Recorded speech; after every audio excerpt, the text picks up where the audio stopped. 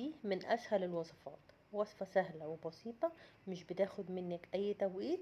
يلا النهاردة هنعمل صينية فراخ بالبطاطس بطريقة سهلة وبسيطة، وهنشوف سوية الفراخ الفظيعة دي.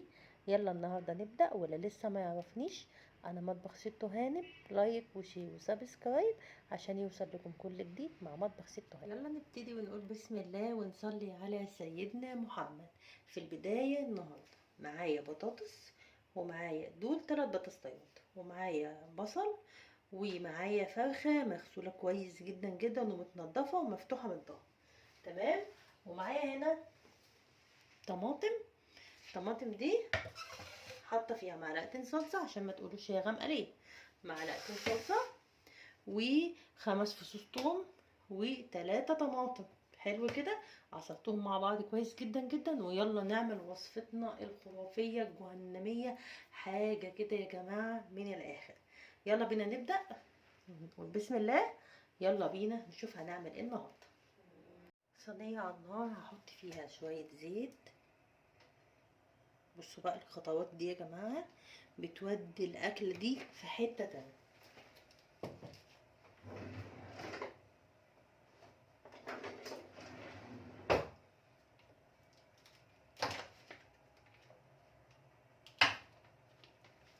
قطعة زبدة،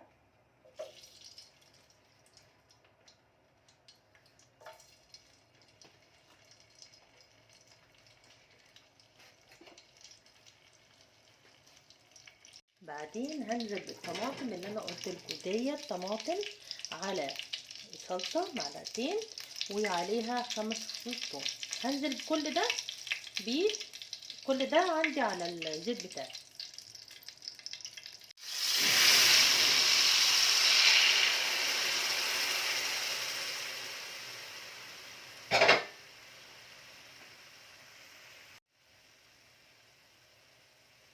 بعدين هحط بقى شويه فلفل.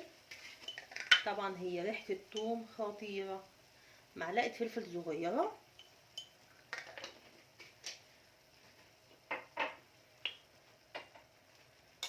معلقه ملح. حطي الملح وما تخافيش. ماشي.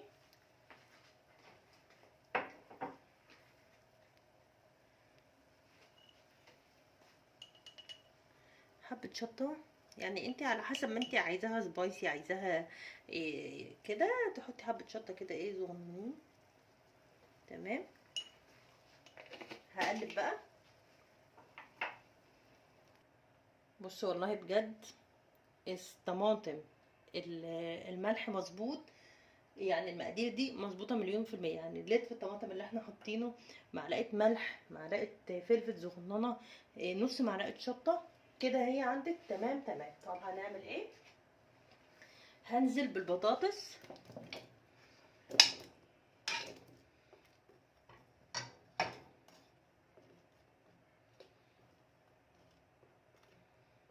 حلو كده.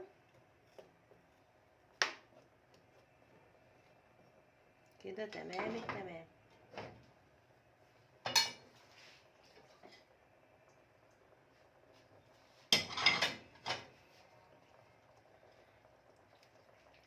بعدين هحط الفرخه بتاعتي اهيت، تنزل بقى ايه في الصلصه تحفه تحفه تحفه ديت. طيب احط البصل بتاعي.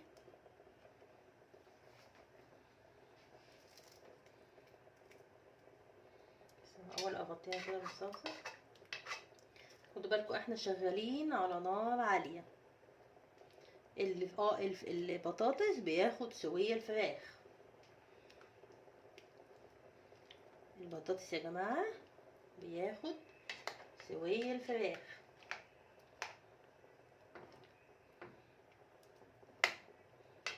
انا عايزه اقول لكم الصينيه دي بتطلع خطيره. نعمل كده الفرخه، يعني نخليها الست الفرخه قاعده كده تبقى يعني تبقى جميله زي ما انتم شايفين بالشكل ده. طبعا هي دلوقتي لما هتغلي انسوا بقى، انسوا بقى. خلاص اهوت. طبعا البصل مهم، الثوم مهم، يعني كل الحاجات اللي احنا حطيناها دي يا جماعه يعني ما تشيلوش منها حاجه.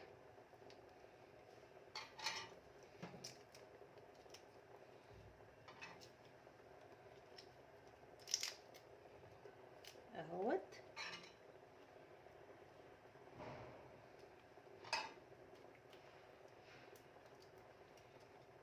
مجرد ما هتغلي هتروح في عالم تاني وهتشموا بيها. طب انا لسه ناقصني احط ايه؟ احط حبه زبده كده على الوش على الفرخه، عشان برضو ما نبقاش ظالمين الفرخه لازم تاخد زبده، لازم برضو نهتم بالفرخه.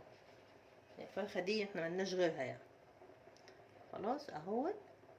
وهغطي عليها وهسيبها حدود ساعه، وهرجع اشوفها. طبعا انت من وقت للتاني بتشوفيها، وطبعا لو حسيت اللي هي قربت تستوى بتتابعيها بقى، عشان لسه هندخلها الفرن. دي بقى اللحظة اللي انا بحبها بعد ما طلعت من الفرن. رز بالشعرية كده، خطير خطير خطير. الاكل النهاردة خرافية، لازم تجربوها وان شاء الله تطلع حلوة، وان شاء الله تقولوا لي طلعت عاملة ازاي. والسوي بتاعها فظيع، البطاطس مع الفراخ طريقته سهلة جدا وبسيطة. لو عجبكم الفيديو وعجبتكم الطريقة، لايك وشير وسبسكرايب عشان يوصل لكم كل جديد مع مطبخ ست هانم. مع السلامة.